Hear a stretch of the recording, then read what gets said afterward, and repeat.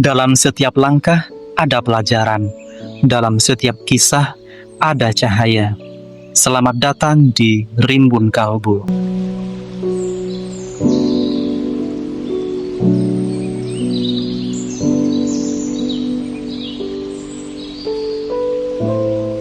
Di sebuah desa kecil di pinggiran kota, hiduplah seorang anak bernama Amin. Meski hidup sederhana, Amin selalu ceria. Matanya berbinar penuh harapan, dan senyumnya mencerminkan hati yang penuh kebaikan. Ia tinggal bersama kedua orang tuanya. Ibunya menjual sayur di pasar, dan ayahnya bekerja sebagai buruh tani. Rumah mereka sederhana, berdinding bambu, namun penuh kehangatan dan doa. Setiap pagi, Amin berjalan kaki ke sekolah dasar Al-Hidayah, sebuah sekolah kecil dengan dinding cat mengelupas dan halaman berpasir. Ia selalu memulai harinya dengan berdoa, memohon kekuatan kepada Allah agar bisa menjalani hari dengan kebaikan, seperti yang dicontohkan Rasulullah Shallallahu Alaihi Wasallam. Amin dikenal sebagai anak yang ringan tangan dan santun perangainya, baik itu di rumah maupun di sekolah. Ia terbiasa membantu ibunya mengemas sayur, menyapu halaman, atau membantu teman-temannya yang sedang kesulitan.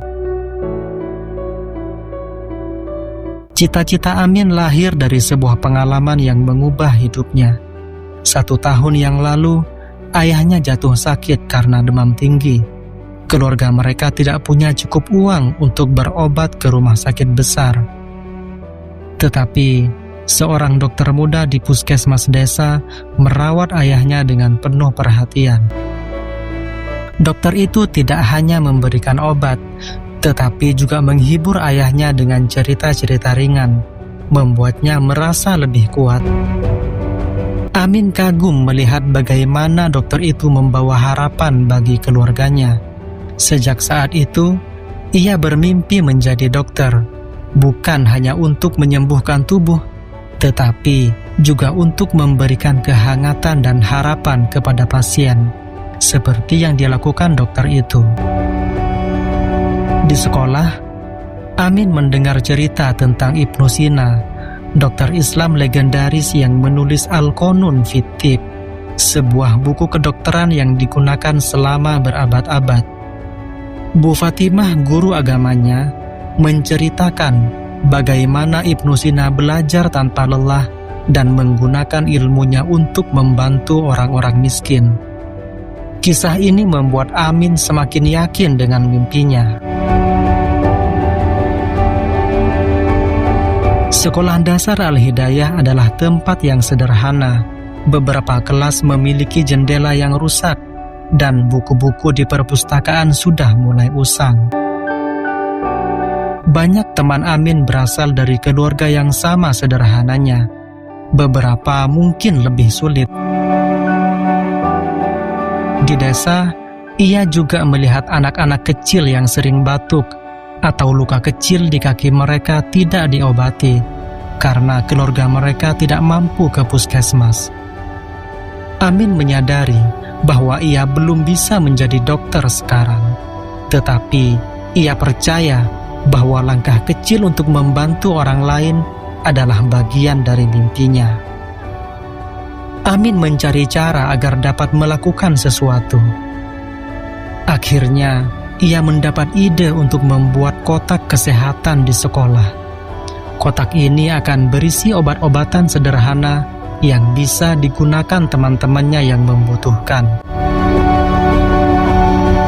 Amin memulai dengan mengumpulkan kardus bekas dari toko tetangganya yang sudah tidak digunakan lagi. Ia menghiasnya dengan kertas warna dan menuliskan pesan, "Ambil jika perlu, isi bila mampu." Amin juga berbicara dengan Bu Fatimah tentang idenya. Ia menjelaskan bahwa ia ingin membantu teman-temannya tetap sehat. Bu Fatimah mendukung dan mengingatkan Amin untuk menjaga niatnya tetap ikhlas. Amin mengisi kotak itu dengan plester, sabun dan obat merah dari rumah. Ia meminta izin ibunya lalu meletakkannya di sekolah, di tempat yang bisa dijangkau semua anak.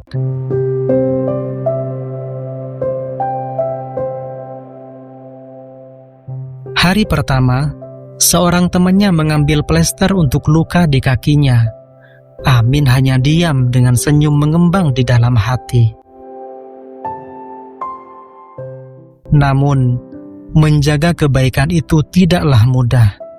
Persediaan cepat habis, beberapa anak bahkan menggunakannya untuk bermain-main. Tapi Amin tidak menyerah. Ia mulai mengumpulkan botol bekas, menjualnya ke tukang loak, lalu membeli sabun dan plester lagi. Bahkan, ia mengajak teman-temannya membantu mengumpulkan botol bekas atau membersihkan halaman sekolah. Dengan cara yang lembut, ia membuat mereka merasa menjadi bagian dari usaha kebaikan ini. Selain itu, Amin meminta izin Bu Fatimah untuk berbagi tips sederhana tentang kebersihan di kelas. Setiap Jumat, setelah pelajaran agama, ia berdiri di depan kelas dan menjelaskan satu hal kecil, seperti pentingnya mencuci tangan dengan sabun atau menutup luka agar tidak terinfeksi. Tindakan ini terinspirasi dari Ibnu Sina, yang menekankan pentingnya pencegahan penyakit melalui kebersihan. Setelah beberapa bulan, kotak kesehatan menjadi bagian dari kehidupan kelas. Anak-anak mulai mencuci tangan sebelum makan. Luka-luka kecil lebih cepat sembuh. Bahkan guru-guru memperhatikan anak-anak kini lebih sehat. Dan yang paling menyentuh, beberapa temannya ikut terinspirasi. Mereka mulai mengikuti jejak Amin mengisi kotak kesehatan untuk digunakan bersama. Di desanya, Amin juga melakukan hal yang relatif sama seperti yang dilakukannya di sekolah.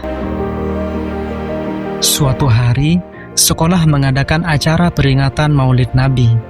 Bu Fatimah meminta Amin berbagi cerita tentang kotak kesehatan di depan kelas. Di depan teman-temannya, ia menceritakan bagaimana kotak kesehatan mengajarkannya tentang berbagi dan kesabaran. Amin belajar bahwa menjadi dokter bukan hanya soal pengobatan, tapi tentang kepedulian, pencegahan penyakit, dan menyentuh hati dengan kebaikan. Hari-hari berlalu, Amin terus menjalani hidupnya dengan sederhana. Ia belajar lebih giat, terutama pelajaran sains dan agama. Ia tetap mengumpulkan botol bekas, berbagi tips kebersihan, dan menjaga kotak kesehatan. Di desa, ia menjadi anak yang disukai karena kebaikan hati dan perilakunya yang menyenangkan.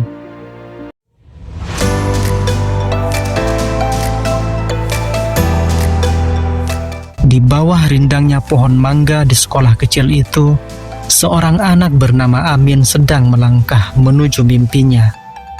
Dengan buku di tangan dan iman di hati, ia yakin setiap kebaikan kecil adalah langkah menuju cita-cita yang besar.